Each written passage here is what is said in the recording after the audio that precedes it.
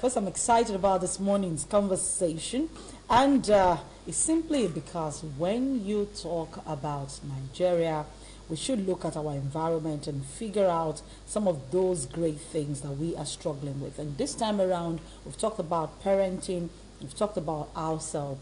We want to talk about living with an uncle or an auntie in Nigeria as a child. And I have Mimi Atedse back here with me this morning. Mimi, good morning. Morning too. What happened to your voice? Mimi. You didn't give me tea, no coffee. Mimi, Okay. bring tea from Mr. Atedse's house. Okay, I'll Stop do that. disgracing my uncle. I'll do that. Bring I'll do tea. Good I'll do morning, that. how are you today? I'm very fine. And how is my baby mama? She's doing fine. She's doing fine. Dr. Precious is back here with us, and of course, he's the troublemaker that always wants us, our aunties and uncles, to flog us after the program. He will come up with these topics. It's not my fault. Living with an uncle or an aunt as a child. Had conversations on the bumper breakfast, and this morning, we've all had experiences like this. We've had good aunties, bad uncles. Bad aunties, good uncles. But we will be sharing our stories with you. Who goes first? Precious. It's the only man in our midst. You know, Precious goes first because growing up, I never lived with an uncle or Oh, you lived with your grandma. I lived with my grandma. Okay, from my perspective, I'm a neutral person.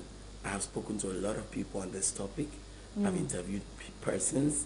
In fact, one drove with me this morning. Wow. So I am able to share their stories from different perspectives. So I have here stories of people Okay, who so have lived share two with us. and stories. Okay, the first one I'll talk about is a young girl who was taken at the age of 15 to go live with her father's brother because her father had a health challenge. Okay. He was challenged with his sight.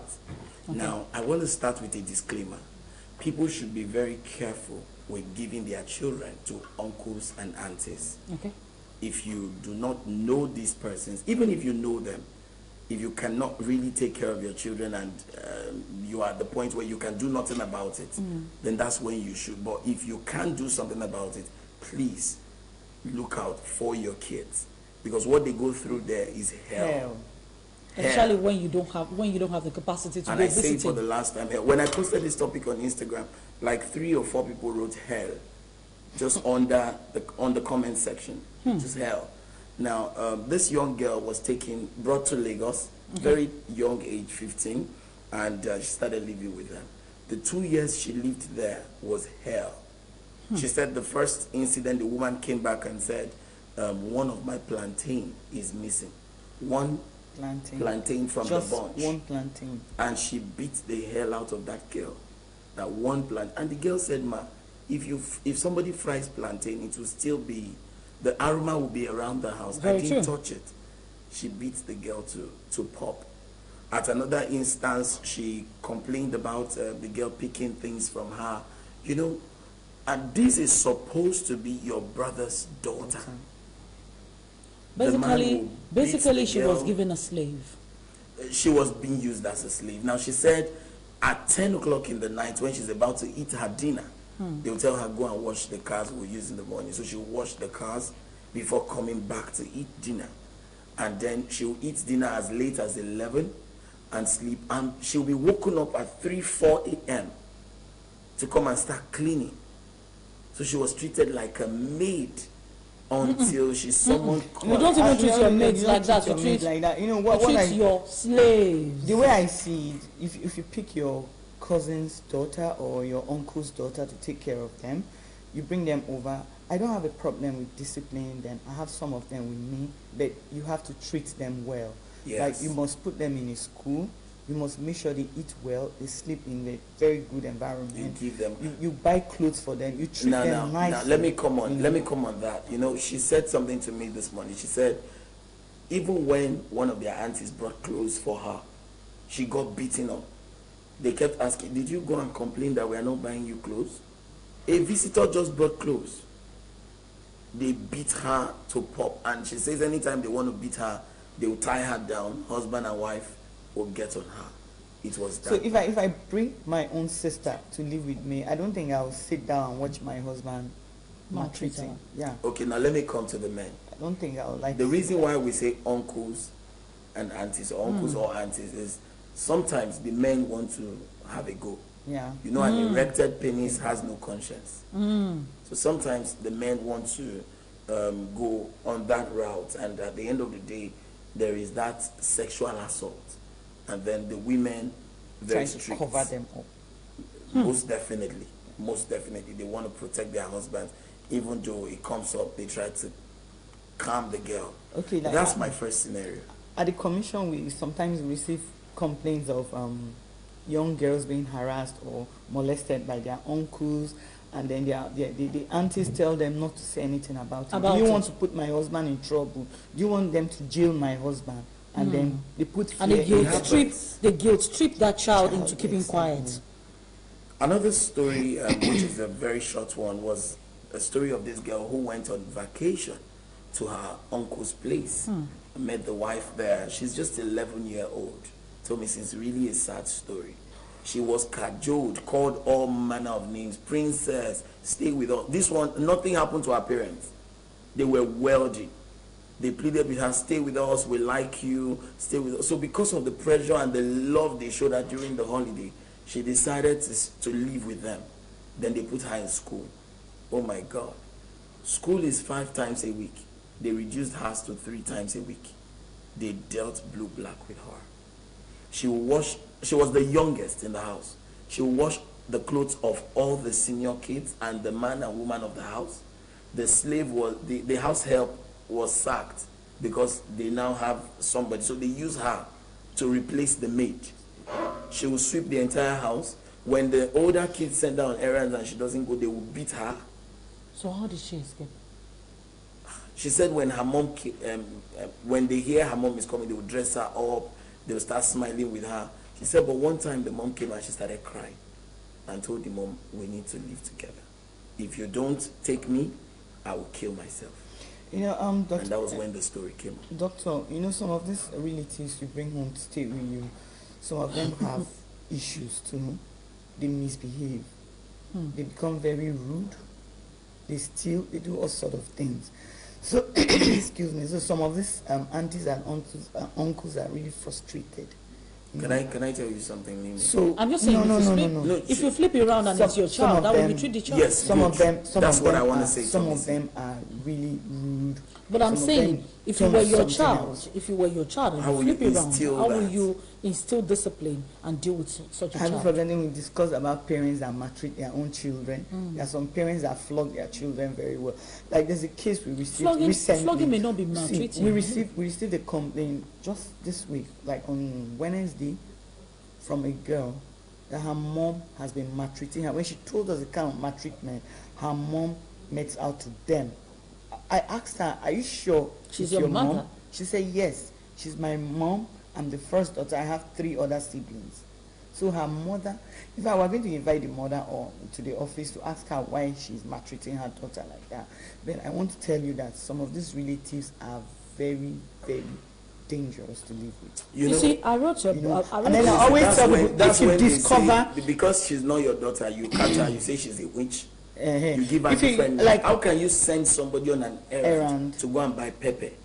And then, because the person bought dried pepper instead of fresh pepper, you have to take it back and bring it. That's better than you take a 10-year... Look at this. You take a 10-year-old girl and put that dried pepper in her private part. That's torture. You see what I'm saying? That's torture. So you don't need to the area you're taking it from is and keep it. The area you're taking it from, it happens. You're correct. But we are looking at it from this angle today. Maybe at some other time we'll talk to the kids, but for now, the uncles and aunties, sincerely, when you came up with this topic yesterday and we're talking about it, what I didn't share with you, I said, if I look at the date, the 27th of December 2020, I wrote a book I called my memoir. Wow. And I started by saying every human has a trial time, some long, others short, some in the early stages of their life, others in the later parts of their days. And I said, this is a story of my journey from teenage years to adulthood. I broke it down into three years, wow. Year 13 to 16. if I'll share a little bit of that story with you, I had this particular experience of this kind of a thing that happened to that young girl who was treated so good and decided to stay. I had such an experience. What exactly happened? I had an aunt whom I was named for. Wow. See how much my father loved her. She was in our base, my parents' base, and she was very close to them. We knew her as an aunt, and she was always coming around the house. We loved her. She was very nice. She was always bringing stuff. So finally, she also was maybe one of the people who call a late bloomer. So she went to school late. She got married really late in her 40s. And so when she had a baby, I was excited. You know, this auntie, you're ecstatic. Like, see, she has a baby. And so I told my parents that day. I said, I'm spending my long holiday with auntie.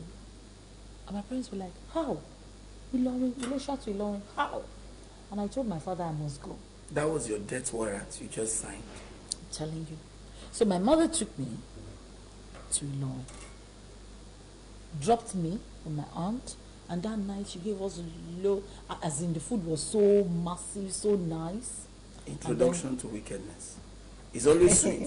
I'm telling you. It's always sweet. So the next morning, it's not always bad. the next morning, Mimi, I my know mom what I'm left. saying. No, it's like, you know what I see? I'm an aunt to some people. And you treated- treat them well. I've treated Mimi, I've stop treated a lot judging. of people. You treat them well. Mimi, let me tell you something. I- Let me tell you I've something. sent them- There's a man, I'm going to be very specific. He's a twin. Now, the man lost his wife. And he had 4 children. One was too small, so they gave that one to Auntie Blessing. And then the man lost it. So the other 3 were given to the twin sister. Twin. Now, she has her own kids. She has 4. And 3 were brought to her so that they can stay with her for some time.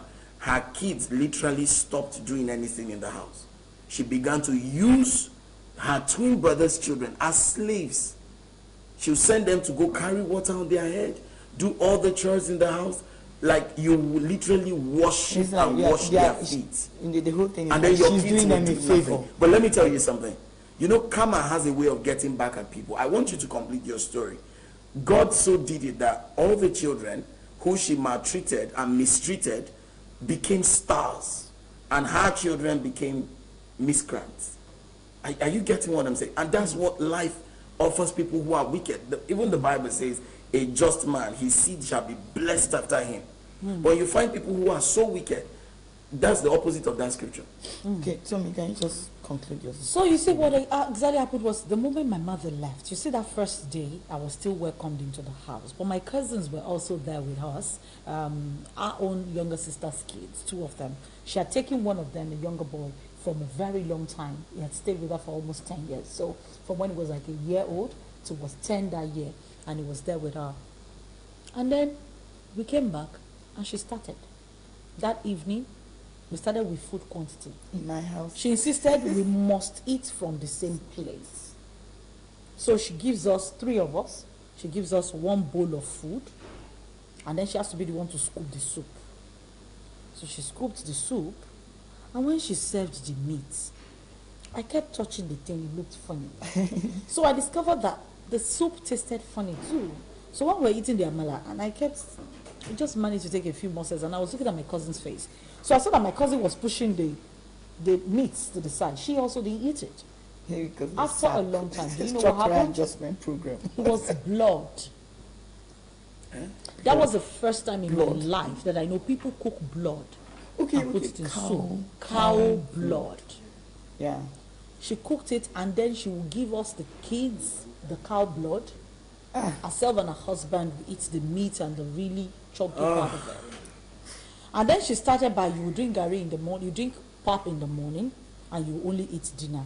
And that dinner has to be in small quantity, which the 3 of us will share. That was wickedness. I lived with her for a month. I thought she was going to change.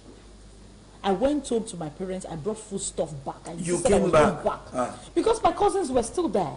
Mimi, we need to pray for her kind of heart. This lady I was telling you about her story, she said, whenever they cook a new soup, I'm just talking about the food, whenever they cook a new soup, I will eat the old one until it finish. before I will come to join them in the new one. And by the time I'm coming to eat the new one, it would have been at the tail end. Maybe just They will scrape the bottom. Don't That's worry. how they were treating I went through a niece. that. And I'm telling you, I actually, don't worry, there's going to be a part to the story, and next week we're going to share more with you. Living Yes, with an aunt and uncle in Nigeria as a child, not Hell. something you want Can to be talk hell about. It can be sometimes. hell. It can be hell Can be sometimes. terrible. So They are still kudos. very good aunts and No, but uncles and kudos to every aunt, uncle out there treating other people's children like theirs. We must say The kudos opposite to of kudos is bados. Bad- Bados to all the demigods who have demigods wicked, raising other people's children. because life is a seed. Very You true. sow good seed, it comes back to you. And you sow bad seed. bad seed, You repeat you reap your the children, repeat benefits. to the third and fourth generation. It's not a curse. No condition It's is actually permanent. The what kid you happens. tamper with today will be a star tomorrow. Tomorrow. Because those scars will make them stars. Very true. Think you're- Scars and stars. Yes, I think you're dealing with them. You're Thank training you them. so much, guys, for bringing it home again today.